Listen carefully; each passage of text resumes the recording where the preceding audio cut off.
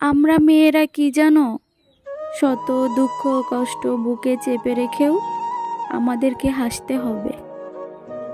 একটা কথা সব সময় সবার কাছ থেকে শুনতে পাই, মেয়েরা হাসলে নাকি অনেক সুন্দর লাগে তাদেরকে। আর সেই জন্যই তো শত দুঃখ কষ্ট বুকে চেপে রেখেও হাসতে হবে আমাদের মেয়েদেরকে। কিন্তু সব সময় যে হাসতে হবে এমন তো কোনো কথা না। তাদের হাসি খুশি রাখার দায়িত্বটাও তো কারো না কারো নিতে হবে। আসলে আমরা মেয়েরা কি জানো, চাইলেও না কোনো কিছু করতে পারি না। আমরা মেয়েরা হলাম বোবা পুতুলের মতো।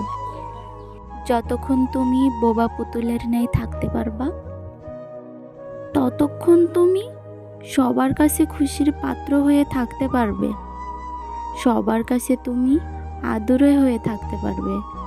আর যখন তুমি কারোর কোনো কথায় প্রতিবাদ করবে, হোক সেটা রক্তের আপন মানুষ কিংবা হোক সেটা পরের মানুষ, তখনই বুঝতে পারবে আমরা মেয়েরা যে কতটা অসহায়। আসলে আমরা মেয়েদের নামের সাথে সাথে পরিচয়টাও পাল্টে যায়। আমরা যারা মেয়ে, তাদের অনেকগুলো পরিচয় আছে, তাদের নামটাই আসল পরিচয় নাই।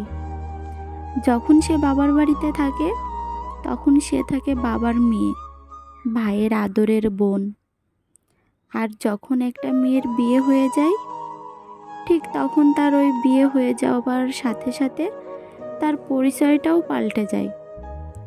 তখন সে হয়ে যায় অন্যের বাড়ির বৌমা, কারোর ঘরের স্ত্রী। আর যখন তাদের কোল জুড়ে কোনো না কোনো সন্তান আসবে, তখন হয়ে যাবে সে একজনের মা।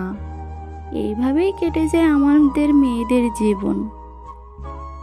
আসলে আমাদের মেয়েদের নামটা শুধু থাকে কাজে, কিন্তু সেই নামটা ব্যবহার হয় সময়ের সাথে সাথে। আর একটা কথা না বললেই নয়, সেটা হলো মেয়ের নিজস্ব ঘর বলতে কোনোটাই হয় না। বিয়ের আগে হয় বাপের বাড়ি, ভাইয়ের বাসা, আর বিয়ের পরে শ্বশুর বাড়ি, জামাইয়ের ঘর, আর বৃদ্ধ বয়সে হয় ছেলের ঘর। দেখেছেন আমাদের মেয়েদের কত পরিচয়।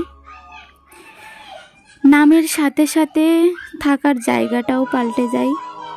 তাদের নিজস্ব কোনো নামের পরিচয়ও থাকে না, তাদের নিজস্ব বলতে ঘরও থাকে না, তাদের নিজস্ব বলতে কোনো কিছুই নেই।